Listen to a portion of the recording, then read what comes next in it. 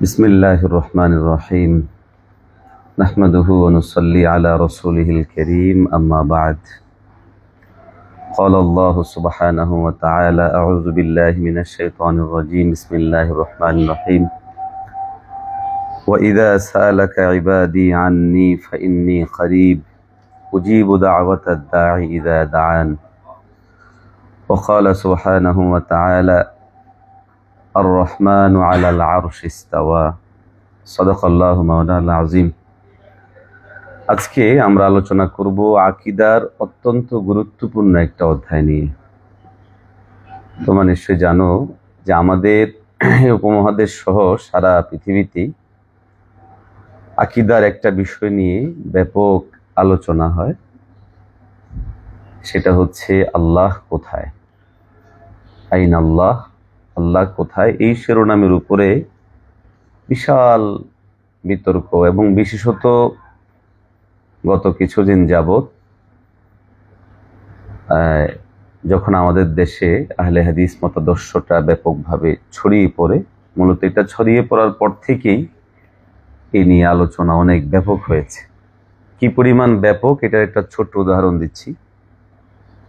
দেখা যাচ্ছে যে একজন মানুষ, তিনি সূরা ফাতিহা বিশুদ্ধভাবে পড়তে জানেন না, এবং সূরা ফাতিহাটা বিশুদ্ধভাবে পড়তে হবে এ নিয়েও তার আগ্রহ অত দেখা যায় না, যে পরিমাণ আগ্রহ দেখা যায় যে আল্লাহ কোথায় এই জিনিসটা জানার জন্য।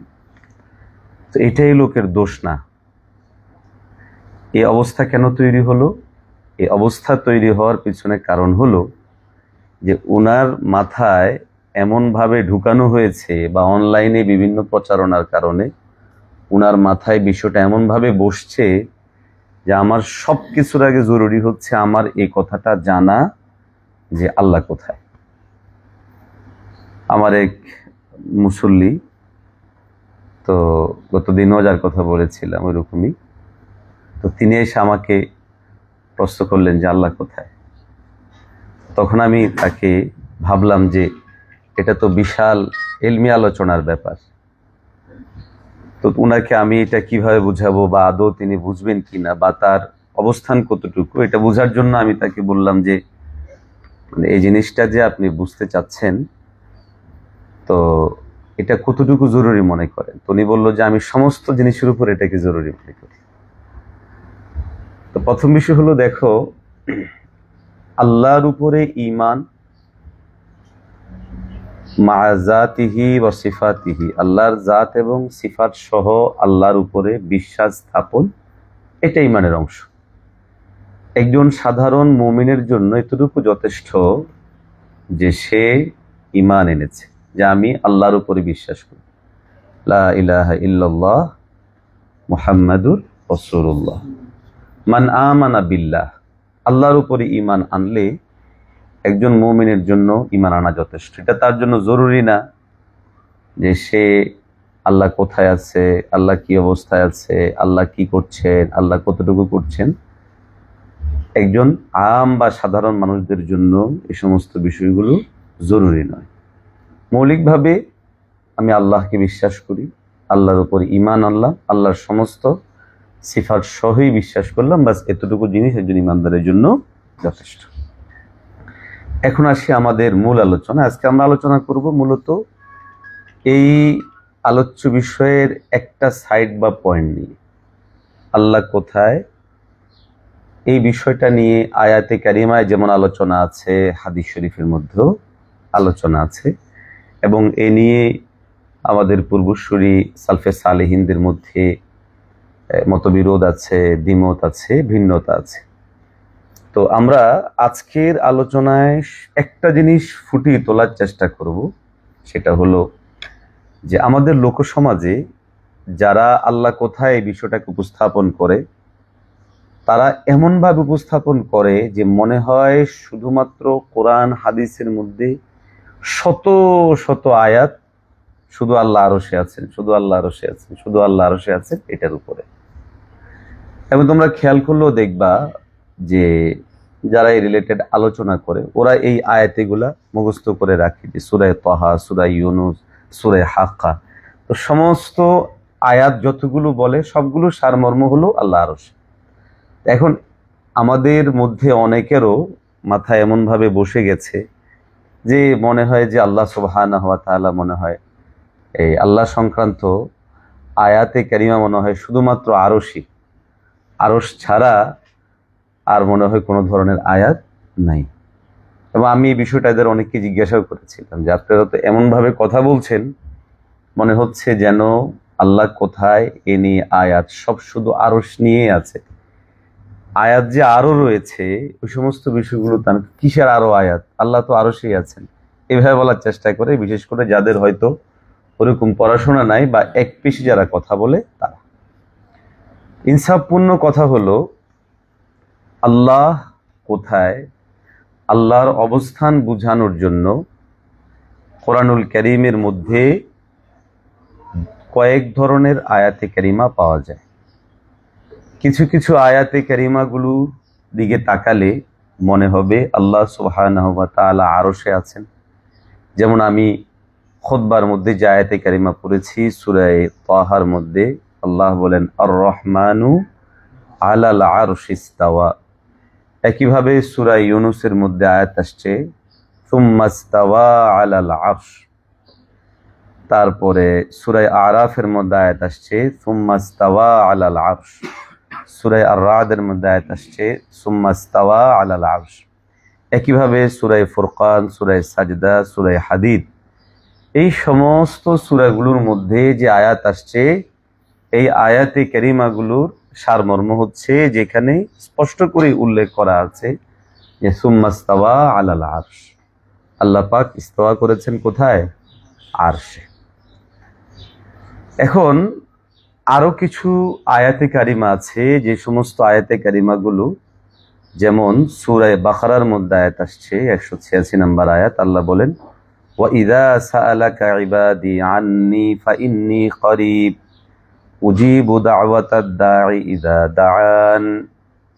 এখানে আয়াতে কারিমার একদম সাফ অর্থ যে আল্লাহ রাব্বুল আলামিন রাসূলুল্লাহ সাল্লাল্লাহু আলাইহি সাল্লামকে বলছেন যে লোকেরা যখন জিজ্ঞাসা করে আমার ব্যাপারে তখন আপনি বলে দেন যে আমি তোমাদের কাছেই আছি। ফাইন্নী করিবুন, আমি তোমাদের কাছে আছি। কতটুকু কাছে বা কি ধরনের কাছে, এটা সূরা কাফের মধ্যে আছে। সেখানে আল্লাহ বলেন ওয়া নাহনু আকরাবু ইলাইহি মিন হাবিলিল ওয়ারিদ। কতটুকু কাছে বোঝানো হচ্ছে? হাবলে ওয়ারিদ, অর্থাৎ মানুষের শাহরগ যতটুকু কাছে অতটুকু কাছে বোঝানো হচ্ছে। আরেক আয়াতে কারিমার মধ্যে আল্লাহ বলেন ওয়া নাহনু আকরাবু ইলাইহি মিনকুম ওয়ালাকিন লা তুবসিরুন। এটা আসছে সূরা ওয়াকিয়ার মধ্যে।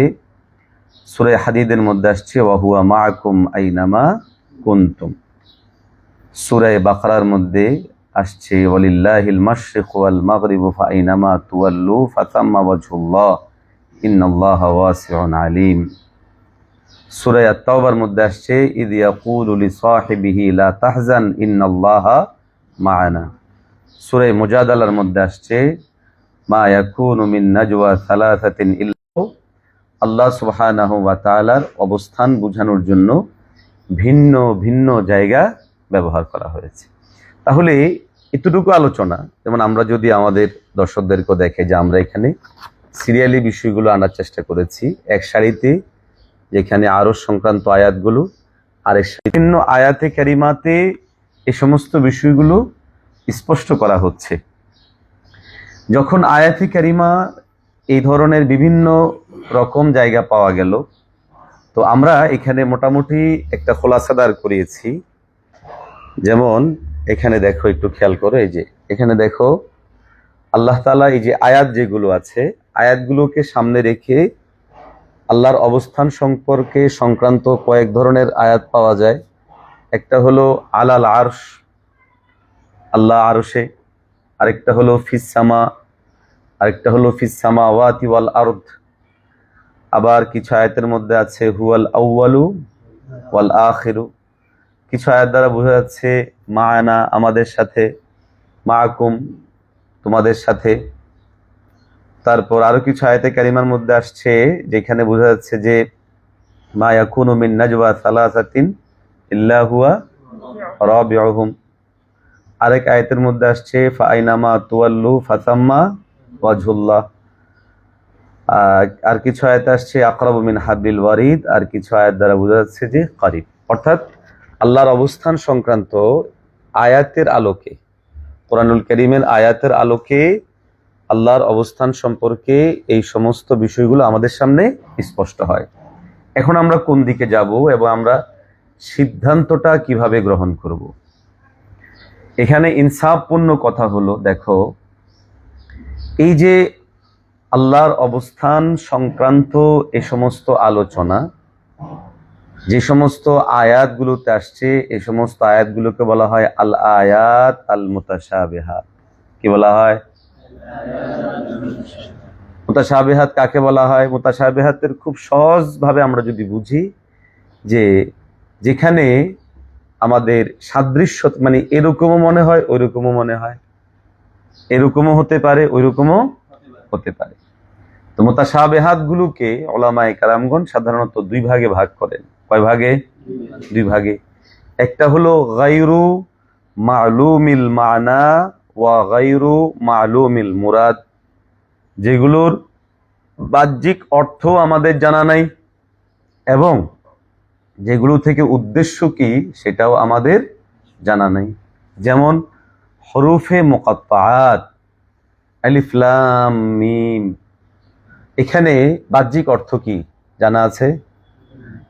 বলো না, বাহ্যিক অর্থ জানা আছে? আবার এগুলো থেকে কি উদ্দেশ্য সেটাও জানা আছে। তাহলে এই সমস্ত আয়াতের ব্যাপারে আমাদের উপরে নির্দেশনা কি? আমানতু বিল্লাহ, আল্লাহর উপর ঈমান আনলাম এবং এই সমস্ত আয়াতে কারিমার উপরেও ঈমান এনেছি। আর কিছু হলো যেগুলো মালুমুল মানা, অর্থ জানা। যেমন ইস্তেওয়া অর্থ জানি, আরশুন অর্থ জানি, ইয়াদুন অর্থ জানি, কিন্তু গায়রু মালুমিল মুরাদ, কিন্তু এখান থেকে উদ্দেশ্য কি, কোন জিনিস এখান থেকে বোঝানো হচ্ছে সেটা আমাদের জানা নাই। কথা ক্লিয়ার? মুতাশাবিহাত গুলো কয় ধরনের? দুই ধরনের। এক নাম্বার গায়রু মালুমিল মানা ওয়া গায়রু মালুমিল মুরাদ, যেমন হরফে মুকাত্তাআত যেগুলো আছে সেগুলো। আরেকটা হলো কি মালুমিল মানা গায়রু মালুমিল মুরাদ, যেমন ইস্তেওয়া, ইয়াদুন, আইনুন ইত্যাদিগুলা। এখন আল্লাহ রব্বুল আলামিনের অবস্থান সংক্রান্ত যে সমস্ত আয়াত আছে এগুলো মিনাল মুতাশাবিহাত। মুতাশাবিহাতের ব্যাপারে যারা আল্লাহর উপরে আস্থা রাখেন এবং রুসুখ ফিল ইলম রাখেন, কোরআনুল কারীমের মধ্যে আল্লাহ রব্বুল আলামিন তাদের ব্যাপারে নির্দেশনা দেন, আর-রাসিখুনা ফিল ইলম ইয়াকুলুনা আমান্না, আমরা ঈমান এনেছি। বাস, সারমর্ম এখানে এতটুকু যে এই ধরনের আয়াত যেগুলো আছে আমাদের বুঝে আসুক অথবা না আসুক, সর্বাবস্থায় আমাদের জন্য জরুরি হলো এই কথা বলা যে আমরা এগুলোর উপরে ঈমান আনছি। এখন আসি, আমাদের আহলে হাদিস মতাদর্শী ভাই যারা আছেন, আমাদের আহলে হাদিস মতাদর্শী ভাইয়েরা স্বাভাবিকভাবে যেই কাজটা করেন, এখানে এসে তারা যে সমস্ত আয়াতগুলোতে আরশের কথা বলা আছে, ইস্তাওয়া আলাল আরশ, তারা বলেন যে এই আয়াত থেকে সাব্যস্ত হয় আল্লাহ আরশে সমাসীন রয়েছেন, আল্লাহ আরশে রয়েছেন, আল্লাহ আরশে আছেন। তো তাদেরকে যখন তুমি প্রশ্ন করবে যে ইস্তেওয়া আলাল আরশ এর বাহিরেও তো আল্লাহ রাব্বুল আলামিনের অবস্থান সংক্রান্ত বেশ কিছু আয়াতে কারিমা রয়েছে, তো সেগুলোর ব্যাপারে আপনাদের মন্তব্য। তো তখন তারা বলবে যে ইস্তেওয়া আলাল আরশ সংক্রান্ত আয়াতগুলো হাকিকতের উপরে মাহমুল, অর্থাৎ এগুলোকে আমরা মূল প্রকৃত অর্থের উপরেই নিব। আর যেই সমস্ত জায়গায় ইস্তেওয়া আলাল আরশ ব্যতীত অন্য কোথাওর কথা বলা হয়েছে ওই সমস্ত গুলোকে আমরা রূপক অর্থে নিব। কোথাও কোথাও অর্থ নিব যে আল্লাহ আমাদের উপরে ক্ষমতাবান, কোথাও কোথাও অর্থ নিবে যে আল্লাহ আমাদের উপরে নিয়ন্ত্রক। তো প্রশ্ন হলো, এই যে বিভাজনটা করা হলো, এগুলো হাকিকতের জন্য, বাকিগুলো মাজাজের জন্য, এই জায়গাটা আপনারা কোথায় পেয়ে? আর বিপরীতটাও তো হতে পারে না? ইস্তেওয়া আলাল আরশ এটাকে মাজাজ ধরে অন্য যেগুলোর কথা বলা হচ্ছে সেগুলোকে হাকিকত ধরবে, এটা হতে পারে না। এই ক্ষেত্রে কি বলবে? তখন তারা বলবে জানা এক্ষেত্রে পূর্বসূরি ওলামায়ে কেরামগণ তারা বলে গেছেন যে হ্যাঁ, কিছু কিছু ওলামার বক্তব্য আছে যারা বলেছেন এটা। এখন আমাদের প্রশ্নের জায়গা হলো, যদি কিছু ওলামায়ে কেরামদের কথা নিজেদের এই মতবাদ সাব্যস্ত করার জন্য মানা যায়, তো ইনসাফের তাকাজা হলো আরো যে সমস্ত ওলামায়ে কেরামগণ কথা বলেছেন তাদের কথাগুলো মানা এবং তাদের কথাগুলো গ্রহণ করা। যদি এইভাবে গ্রহণ করা হয় তাহলে আর এখন যেই পরিবেশটা ওনারা তৈরি করেন সেই পরিবেশটা তখন আর থাকবে না। এখন তো ওনারা পরিবেশ তৈরি করেন এইভাবে যে ইস্তেওয়া আলাল আরশ ছাড়া বাকি যারা কথা বলবে এদের ইমান নেই, ইমান চোর। আমাদের অনেক ভিডিওতে এরা দেখি যে লেখা দেয় ইমান চোর। কি লেখে? ইমান চোর। এবং সাধারণ মানুষের মধ্যে এমন ভাবেই জিনিসটাকে সাব্যস্ত করার চেষ্টা করে যে ইস্তেওয়া আলাল আরশ, আল্লাহ আরশে, এই কথার বাহিরে যদি কেউ কোনো কথা বলে তাকে মনে করবা যে সে গোমরাহ, সে পথভ্রষ্ট এবং তার কোনো কথাই শোনা যাবে না, সে তোমার ইমান চুরি করার জন্য আসছে। তো তাহলে আমাদের এখানে সাফ কথা হলো যে যেহেতু আয়াতে কারিমাগুলো বিভিন্ন ধরনের পাওয়া যায়, তাহলে বিভিন্ন ধরনের আয়াতের উপরে আমলের পদ্ধতি কি হবে?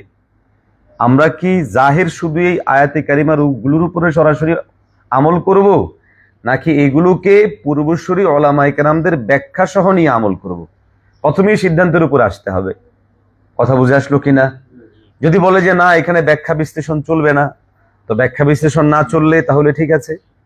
যদি ইস্তেওয়া আলাল আরশ এটার ব্যাপারে ব্যাখ্যা না চলে তাহলে বাকি আয়াতগুলোর ব্যাপারেও কি চলবে না? ব্যাখ্যা চলবে না। আর যদি বলো যে না, ব্যাখ্যা চলবে, পূর্বসূরি ওলামায়ে কেরাম যারা আছেন তাদের মতামত নেওয়া হবে, তাদের মতামত নিয়ে আমরা আমল করব, তখন আমরা বলবো পূর্বসূরি ওলামায়ে কেরামদের মতামত শুধুমাত্র এক পেশে নয়, বরং দুদিকেই রয়েছে। তাহলে আমরা যে দিকটায় শক্তিশালী মতামত এবং যে দিকটা ওলামায়ে আহলুস সুন্নাহ ওয়াল জামার মতামত রয়েছে সেই মতামতটাকে নিয়ে তারপর আমরা আমল করব। কথা বুঝে আসছে কিনা? তাইলে আমাদের যারা আহলে হাদিস কিংবা সালাফি ভাই, এবং বড় দুর্ভাগ্যজনক বিষয় হলো কি জানো, অনেকেই আমাদের ফিকহকে বা আমাদের আকীদাকে অগ্রহণযোগ্য করার জন্য, মানুষের সামনে অগ্রহণযোগ্য করে তোলার জন্য এরা বলার চেষ্টা করেন যে আমাদের আকীদা এটা আকরাব ইলাল কোরআন ওয়াস সুন্নাহ নয়। দেখো, তোমাদের সামনে যেটুকু পেশ করা হলো, এখানে যে আয়াতে কারিমাগুলো, সংখ্যার দিক বিবেচনা করলেও কোন দিকের সংখ্যা বেশি? বলো না। আল্লাহকে শুধু আরশে এই দিকটার আয়াত বেশি না ভিন্ন দিকের আয়াত বেশি? ভিন্ন দিকের আয়াত বেশি। তো বাহ্যিকভাবে যদি এটাকে তুলনা করা হয় তো ওইটাকে ইনসাফের সাথে মূল্যায়নে আনা দরকার ছিল। এই ক্ষেত্রে আমরা বলবো যে যারা মানুষদেরকে এই কথাগুলো বলার চেষ্টা করেন যে আল্লাহ সুবহানাহু ওয়া তাআলা শুধুমাত্রই আরশে, আর এটা বলার জন্য কোরআনুল কারীম কিংবা আয়াতে কারিমা ইত্যাদিকে উপস্থাপন করেন, আমরা বলি তারা আংশিক এবং খণ্ডিতভাবে জিনিসটাকে উপস্থাপন করেন এবং উলামায়ে উম্মতের বক্তব্যকেও এখানে খণ্ডিত এবং আংশিকভাবে উপস্থাপন করে থাকেন। মূলত আমরা যদি এখানে কারো বক্তব্য ইত্যাদি না নিয়েও বাহ্যিক ভাবেও যদি কোনো এখানে উপস্থাপনের চেষ্টা করি, তাহলে কিছু আয়াতে কারিমা আমাদের সামনে স্পষ্ট করে যে আল্লাহ আরশে, কিছু আয়াতে কারিমা স্পষ্ট করে আল্লাহ আসমানে, কিছু আয়াতে কারিমা স্পষ্ট করে আল্লাহ জমিনে, কিছু আয়াতে কারিমা স্পষ্ট করে যে আল্লাহ আমাদের অনেক কাছে আছেন। তার মানে আল্লাহ সর্বব্যাপী, সর্বব্যাপ্ত হওয়া, আল্লাহ সুবহানাহু ওয়া তাআলার অবস্থান বিষয়ে বিভিন্ন ধরনের আয়াতে কারিমা আমাদের সামনে আসে। এই জন্য আমাদের আহলুস সুন্নাহ ওয়াল জামার উলামায়ে কেরামগণ বরাবরই এই কথাটা বলে আসছেন যে দেখেন, আরশ, সামা, আরদ এবং আমরা যত মাখলুকাত আছি সমস্ত মাখলুকাতগুলো হাদেথ, আর আল্লাহ হলেন কাদিম। যখন আমরা ছিলাম না, আরশ মাখলুক না গায়রে মাখলুক? মাখলুক।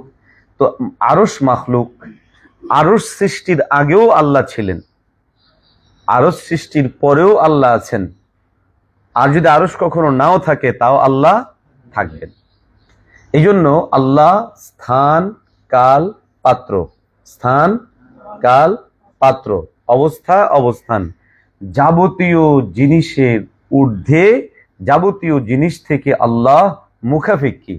আল্লাহর ব্যাপারে যে কোনো বিষয় সাব্যস্ত করার ক্ষেত্রে আমাদেরকে আল্লাহুস সামাদ এটাকে জেহেনে রেখে সাব্যস্ত করতে হবে যে আল্লাহ তিনি বেনিয়াজ, আল্লাহ অমুখাপেক্ষী, আল্লাহ সুবহানাহু ওয়া তাআলা তিনি কোনো জিনিসের প্রতি মুখাপেক্ষী নন।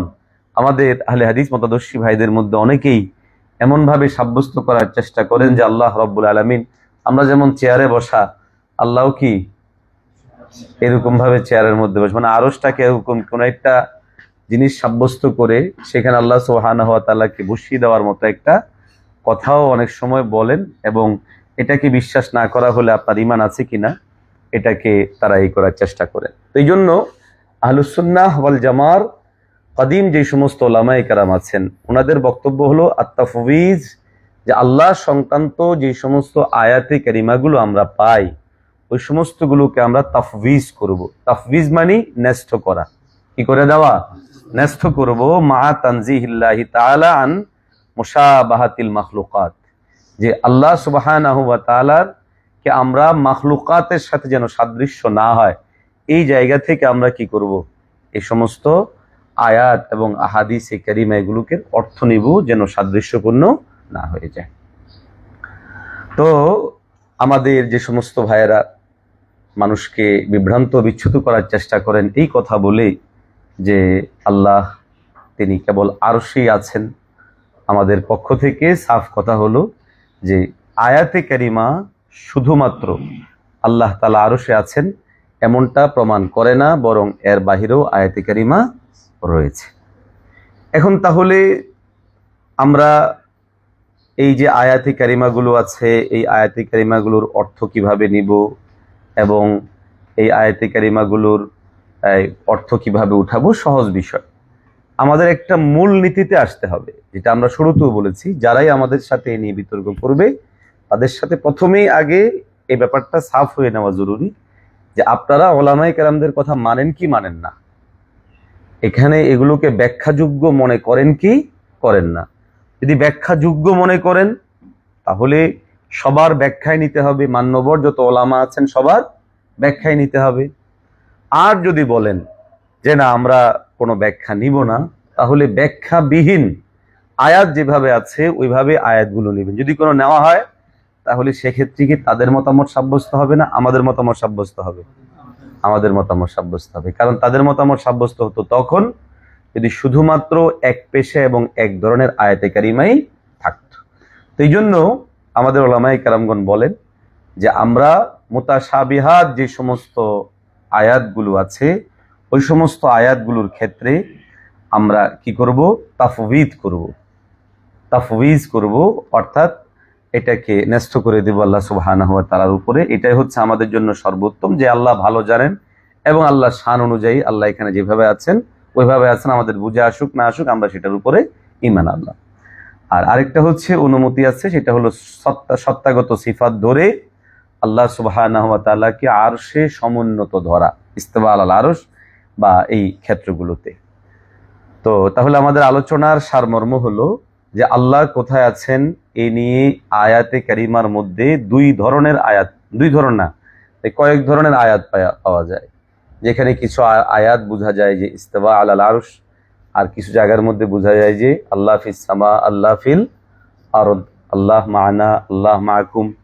হ্যাঁ, এরকম ভাবে আয়াতে কারিমা পাওয়া যায়।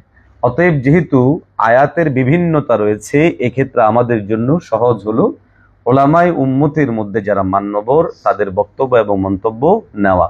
এক্ষেত্রে আকীদার যে সমস্ত ইমামরা কথা বলে গেছেন, আকীদার ইমামদের কথা যদি কোনো গ্রহণ করা হয়, গ্রহণ করে যদি আমরা আমল করি তাহলে সেটা আমাদের জন্য সহজ হয়। আল্লাহ সুবহানাহু ওয়া তাআলা আমাদেরকে আমল করার তৌফিক দান করেন, আমিন।